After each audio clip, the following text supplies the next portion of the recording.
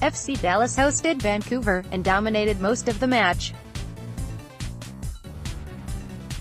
FC Dallas had a 2-0 lead, heading into the final 10 minutes of the match, and then fell completely apart. FC Dallas had to settle for a 2-2 draw, after a PK of the death tied the match up. For rating purposes, 6 will be used to rate an average MLS performance. Starters: Jimmy Maurer, 5.5. Jimmy did everything he could to hand Jesse back his job. Jimmy had no saves, and was responsible for this mess. That foul would earn Jimmy a yellow, and handed Vancouver a PK at the death. After allowing only 3 goals in the first 6 matches of the season, Jimmy and the FCD defense have now allowed 8 goals in the last 4 matches. Nobody will be surprised if Jesse is starting Friday against the defending champs.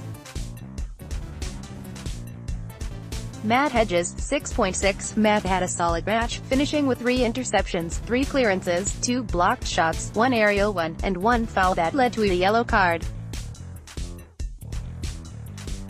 With Zato Ziger missing this match, Hedges needed to have an even bigger game than this.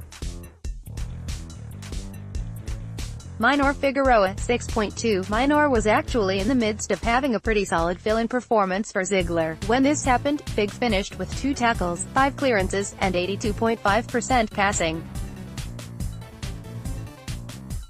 You'll get no argument from me if you feel his rating is far too generous. Reggie Cannon, 8.0. Man of the match. Reggie Cannon, despite being the youngest starter, only 19 years old, on the team, has been rock solid on defense all season long. Reggie has the occasional hiccup on defense, but is more likely to pull off defensive plays like this. The only thing that has really been missing from Reggie's game is more involvement in the attack. Well, that looks to have been resolved, as plays like this point out what a modern fullback looks like. That was Reggie's first goal for FCD, one of 2 shots on goal that he had in this game. He also had 1 key pass, beat 3 defenders on the dribble, completed his lone cross attempt, and had 84.9% passing. He wasn't too shabby on defense either, with 3 tackles, 3 clearances, and 1 blocked shot. He had a game to remember, and it's clear to see that this will likely be just one of many games to remember this season. Anton Nedljkov, 7.3. While everyone has been praising Cannon's performance against Vancouver, Anton was quietly having an excellent game. He led the team with 4 tackles, and also had a team-high 6 clearances, with 2 interceptions, 1 aerial one, and 84.6% passing. Kellyn Acosta, 6.7. Acosta only played the first half of the match, and was actually having a pretty good game at the time. There was nothing to indicate that anything was bothering him, and he even came pretty close to scoring. There have been 0 reports to indicate that Kellyn suffered any sort of injury, so his removal at the half has to be seen as nothing more than a precautionary measure. Please, let it be nothing more than that. Carlos Gruezo, 6.7. Carlos is starting to look more and more like his old self, and is the player that has probably benefited most from Acosta's return. Gruezo and Kellyn simply have a chemistry together that allows both of them to maximize their games. Gruezo finished with 2 tackles, 3 interceptions, 2 clearances, committed 3 fouls, had 84.6% passing, and even had a shot on goal in 2 attempts. Mauro Diaz, 6.7. Mauro had a solid, yet unspectacular day.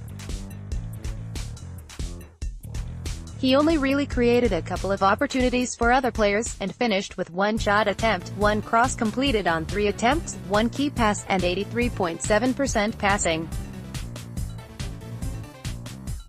Roland Lama, 6.8. Roland continues to be a difference maker for FCD, getting his 4th assist of the season.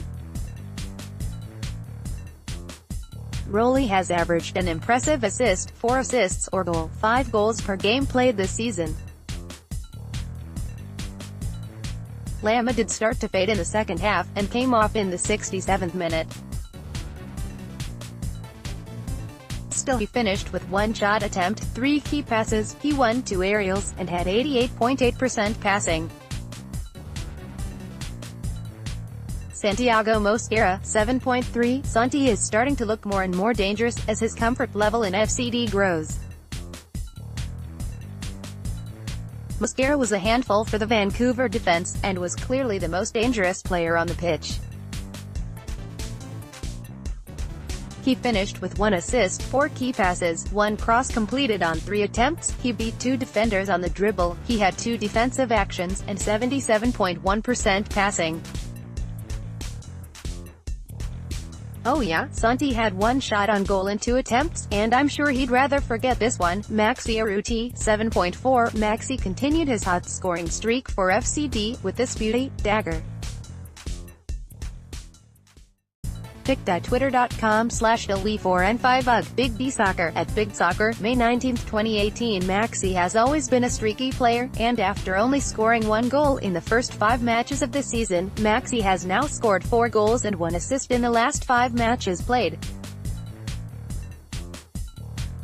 He ended with 2 shots on goal in 3 attempts, 4 key passes, 1 aerial, 1 cross attempt, and 81.8% passing.